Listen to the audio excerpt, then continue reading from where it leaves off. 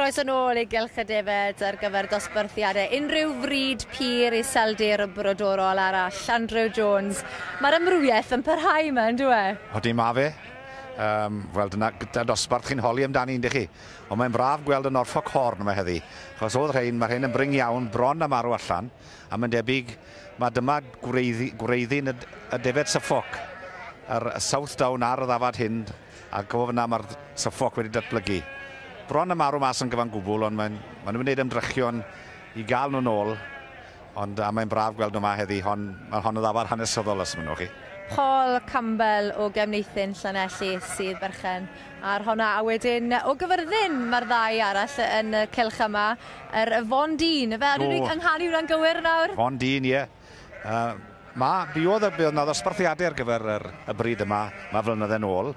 Ond ar ddangoswyr wedi mynd yn bring, mae'n debyg. A dyw hwnnw wedi dod i'r boblogrwydd yn nhw'n meddwl bydde fe ar ôl dod I fewn ar bryd o'r cyfandir.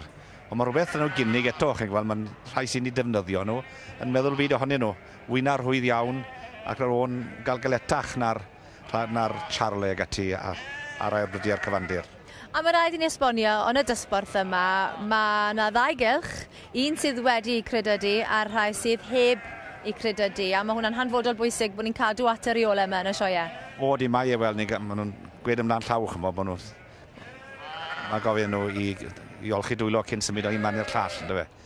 Ond mae Mary Gittins yn gwybod y reolau, lle sicrhau chi, mae hi'n hen ben erbyn hyn, le ni'n gweud na am y wraig falle, ond mae hi wedi cael ei chodi merch I diweddar John Gittins a gwybod o'r goffa fe sy'n cael I chyflwyno bob blwyddyn I rwy'n sydd wedi gwneud cyfraniad i'r diwydiant Defaid yng Nghymru. A chithau wedi ennill honno ar yn rydyn enfawr honno?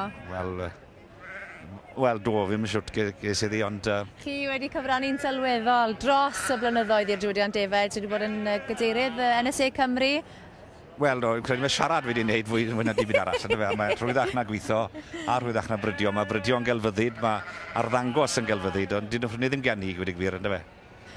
A Mary Gittins wedi berniadu prif bencampwriaeth y sioe yma yn y gorffennol. A dwi'n cofio'r flwyddyn honno, a dwi'n gwisgo fel ffrog lliwch fel llerpat. A dwi'n hedfan o amgylch y cylch fel mae'n neud heddi fel llerpat hefyd. Dwi'n cofio yn dyrnod agored ar NSA blynyddoedd, y Mary'n cyrraedd y Range Rover a'r overalls a'r Defaid allan, hanner awr ddyrach, byddai'n troi allan rhywbeth o fog yn I aqua scooter bysa gallu I thad yn ei frethin ac ithau fel rhywbeth allan o fog. Oedd e'n urddasol iawn a gweud y gwir.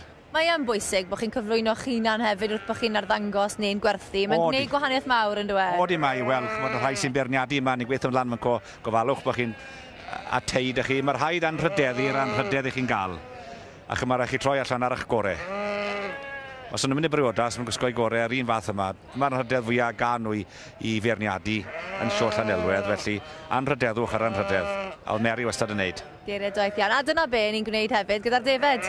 Mae fel paratoi rhyw briodferch ar gyfer I phriodas pam ni'n paratoi'r Defaid ar gyfer y cylch cystadlu, yn dweud? O, di mai, a mae'r safon wedi codi mor ofnadw, a mae bobl proffesiynol yn y fewn nawr. Wrth gwrs, mae'r Bridiau'n cymryd blynydde, y bwydo'n bwysig, ac eto'r paratoi ar cyflwyno ar y dydd. Wel, diolch o galon I chi, Andrew.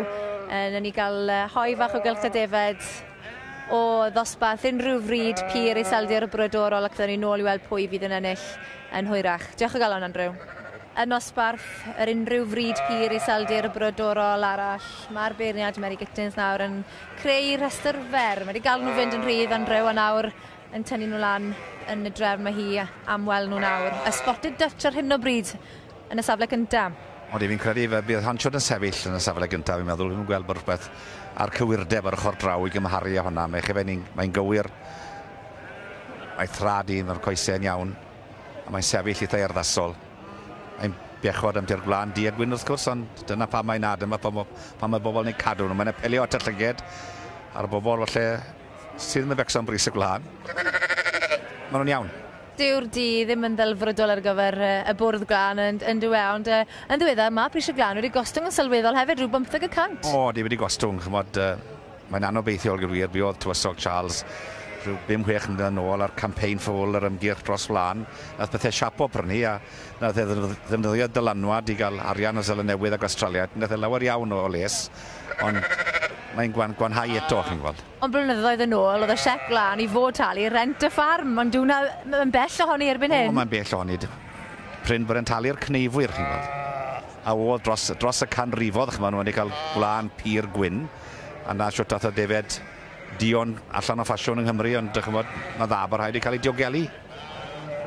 Ond yn sicr, chi'n mae'r rhaid cnifio'r Defaid yma, achos mwyn iechyd a lles yr anifel. A bydde fe, mae'n ddeunydd mor arbennig, dylen ni fod yn gwneud fwy o ddefnydd ohono fe. Ia, mae'n ddefnydd naturiol, chi'n gweld, mae hwnna'n apelio at y cyhoeddiad. Mae'n ddefnydd modern iawn. Ac wrth gwrs, i hwyluso a chynesu tai. Mae eisiau fwy ymchwil, Thomas. Mae gost o'i drafod, chi'n gweld, ei sgwrio fe gyti. A mae'n sgwrio'r afonydd, felly. Dyna'r drafferth. Mae eisiau lot o ddŵr i olchi lan y lan. Dyna'r drafferth. I atgoffa pawb adre, mae yna ddau gylch fan hyn. Y rai sydd wedi credydu, y rai sydd heb i credydu. Ac mae'n ben tost i'r beirniaid chwarae teg. Mae'n ffogolchi dwylo i fynd o un cylch i'r llall. A mae'n gwneud gwaith da ohoni i chwarae teg. Mae'n hawdd iddi weld, dychmod. Ond hon digon o fenyw, lle sicrhau chi. O, ydi glei. Ydi. Ond mae hon y Spotted Dutch i weld yn glamp o ddafad, y lled yn mynd trwyddi. Mae'n sefyll yn bert. Yn sgwar, yn dwi? Yn sgwar. A'r ddafad yma oedd o Pamela Packer o'r Alban. Wedi teithio'n bell i lawr fyny sioe Cymru. Oeddi mae wedi teithio'n dda. Welwn ni fwy o'r bryd hyn, os galwch nhw'n fryd to. Wel, y Millennium Blue yn trydydd wedyn, chybod bryd newydd ys maen nhw'n chi croesiad. Ie. Felly, welwn ni welwn rhywbeth â chi, maes o law. Chybod o Gapel Isaac, chybod... Mae digon o amrywiaeth yn ei gyntrer yn y bryd yn meddwl. Wel, ni gyd ar hynny, na hi. Iawn, wel yn gyntaf, Pamela Packer o'r Alban yn ennill y wobr gyntaf a'r ail wobr wedyn yn mynd i'r Norfolk i gefneithyn Llanelli. Ond i'r Alban mae'r wobr yn mynd nawr. Congratulations to you. Thank you very much. Thank you. Now tell me a little bit about this breed, because we don't know much about it. Well, quite new breed. They just came into the UK maybe 3 years ago for the first time. The Breed Society has been set up now for just over 18 months. We've got 60 members, just over 500 sheep registered.